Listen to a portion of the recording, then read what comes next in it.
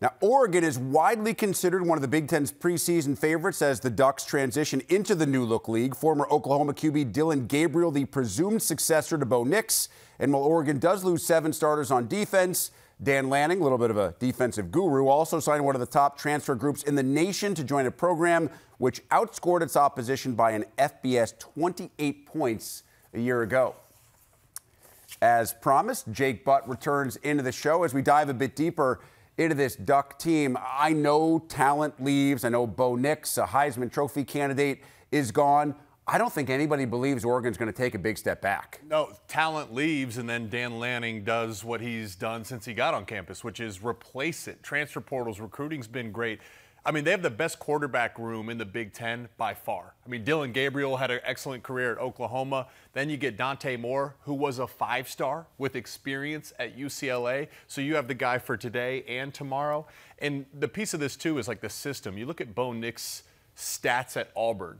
If he had remained at Auburn, he wouldn't be a first-round pick. But what he did at Oregon, all of a sudden, he's a lock, in my opinion, to be a first-round pick. He improved his completion percentage by 20%. So you'd expect these guys to take a step. Okay, you lose Troy Franklin at wide receiver. You go and get Evan Stewart from Texas A&M, the number 2 player in the portal. So they're completely loaded. I see so many parallels, Rick, between Ohio State and Oregon. Roster to roster, these are 2 of the best in the conference.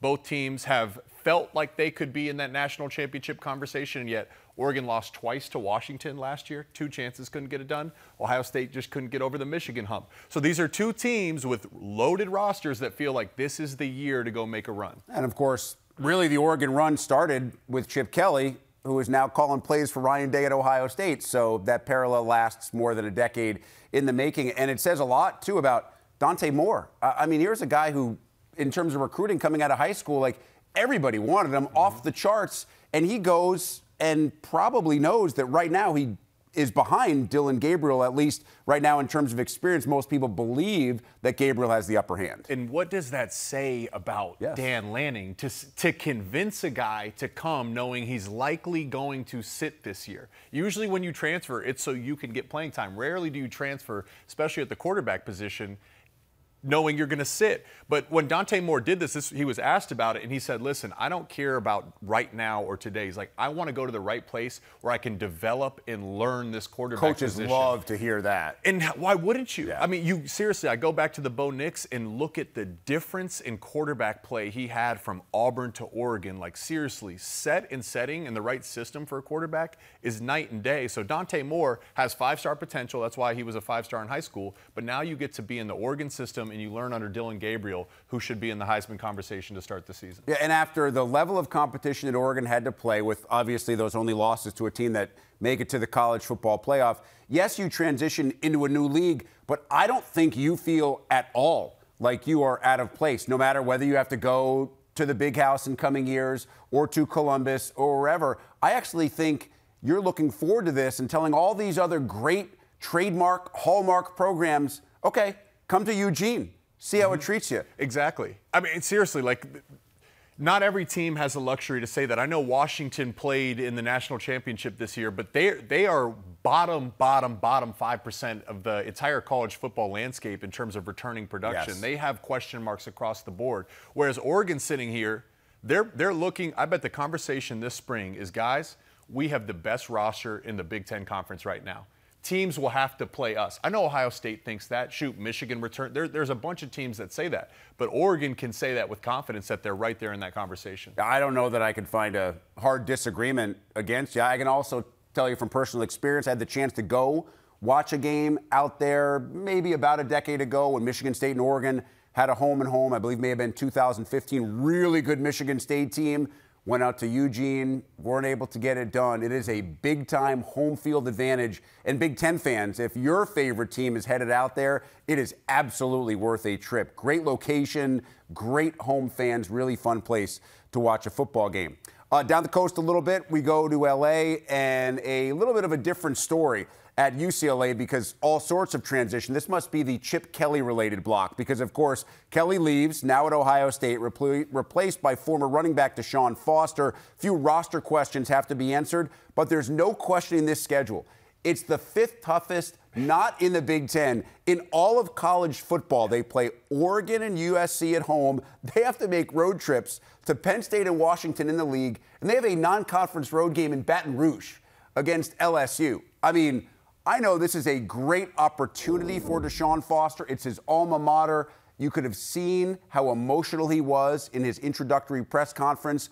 Would have run to take that job in any situation, but you are walking into a very tough ask with this roster at this time, that schedule. And the players know that too, okay? Like the players won't lie to themselves. The staff won't lie to their players or themselves. They know that this is not just an easy task where, okay, we got our head coach in the roster celebrated. They love that he was named the head coach. But this is no easy task. And I don't think if you're UCLA, the goal shouldn't be to go win the conference and win the national championship this year. The goal is to find out who you want to be with Foster as your head coach. Former running back. Okay, so can they improve the offensive line? They were 113th in sacks last year. The quarterbacks were getting killed. So you bring back Ethan Garbers as a quarterback. You have Eric Bieniemy as your play caller, who most famously was there with the Chiefs, then the Commanders. You know, what does this look like offensively with all these new pieces? At least you have the quarterback in place, but they have to have an identity. On the defensive side of the ball, Rick, it's the same thing. D'Anton Lynn was their defensive coordinator. He goes right across town, and he did a phenomenal job. Seriously, UCLA was an excellent defense, completely revamped under him. They hired from within with Akaya Malo, so they'll maintain the same system. But once again, I think Liatu Latu, their defensive end, is the best defensive player in the draft. As an NFL prospect, he's off the charts. So how do you replace him? Again, there's just so much mystery, and then you have the mystery of what does this look like in the Big Ten. Then you have the mystery of what does it look like in the Big Ten with all the new coaches and the new players. This is a year where it's not about going to chase for the highest high. You want to establish who you want to be. Wins or losses aside, you want to establish what team you want to be in this new Big Ten conference. I can tell you Deshaun Foster is the kind of guy that you do want to root for. I was actually working in North Carolina when he was drafted and started his NFL career with the Carolina Panthers. He's a true team player, was as a player, has been as an assistant coach. He's the guy that I think a lot of folks want to be successful.